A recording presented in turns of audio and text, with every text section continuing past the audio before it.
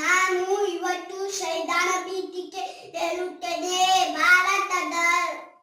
ಭಾರತದ ಜನಗಳಾದ ನಾವು ಭಾರತವನ್ನು ಸಾರ್ವಭೌಮ ಪ್ರಜಾಸತ್ತಾತ್ಮಕವಾಗಿ ರೂಪಿಸಲು ಮತ್ತು ಅದರ ಸಮರ್ಥ ನಾಗರಿಕರಿಗೆ ಸಾಮಾಜಿಕ, ಆರ್ಥಿಕ ಮತ್ತು ರಾಜಕೀಯ ನ್ಯಾಯ, ವಿಚಾರ, ಅಭಿವೃದ್ಧಿ, ವಿಕಾಸ, ಧರ್ಮಶ್ರದ್ಧೆ ಹಾಗೂ ಅವಕಾಶ ಸಮಾನತೆ ದೊರೆಯುವಂತೆ ದೇಶ ಏಕತೆ ಸಮಗ್ರತೆಯಾಗಿ ಮಾಡಲು ಮಾತು ಭಾವನೆಯನ್ನು ವೃದ್ಧಿಗೊಳಿಸಲು ಶ್ರದ್ಧಾಪೂರ್ವಕ ಸಂಕಲ್ಪ ಮಾಡಿದವರಾಗಿ ನಮ್ಮ ಸಂವಿಧಾನ ಸಭೆಯಲ್ಲಿ 1949 ಇಸ್ವಿಯ ತಿಂಗಳಾದ 6ನೇ ತಾರೀಕಾದ ಈ ದಿವಸ ಈ ಮೂಲಕ ಅಂಗೀಕರಿಸಿ ಅರ್ಪಿಸಿಕೊಂಡೆ.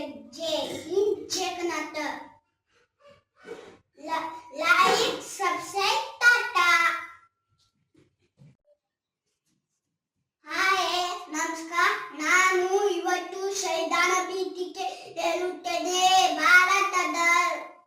ಭಾರತದ ಜನಗಳಾದ ನಾವು ಭಾರತವನ್ನು ಸಾರ್ವಭೌಮ ಪ್ರಜಾಸತ್ತಾತ್ಮಕವಾಗಿ ರೂಪಿಸಲು ಮತ್ತು ಅದರ ಸಮರ್ಥ ನಾಗರಿಕರಿಗೆ ಸಾಮಾಜಿಕ, ಆರ್ಥಿಕ ಮತ್ತು ರಾಜಕೀಯ ನ್ಯಾಯ, ವಿಚಾರ, ಅಭಿವೃದ್ಧಿ, ವಿಕಾಸ, ಧರ್ಮಶ್ರದ್ಧೆ ಹಾಗೂ ಅವಕಾಶ ಸಮಾನತೆ ದೊರೆಯುವಂತೆ ದೇಶ ಏಕತೆ ಸಮಗ್ರತೆಯಾಗಿ ಮಾಡಲು ಮಾತು ಭಾವನೆಯನ್ನು ವೃದ್ಧಿಗೊಳಿಸಲು ಶ್ರದ್ಧಾಪೂರ್ವಕ ಸಂಕಲ್ಪ ಮಾಡಿದವರಾಗಿ ನಮ್ಮ ಸಂವಿಧಾನ ಸಭೆಯಲ್ಲಿ 1949 ಇಸ್ವಿಯ ತಿಂಗಳಾದ 6ನೇ ತಾರೀಕಾದ ಈ ದಿವಸ ಈ ಮೂಲಕ ಅಂಗೀಕರಿಸಿ ಅರ್ಪಿಸಿಕೊಂಡೆ. ಜೈ ಹಿಂದ್.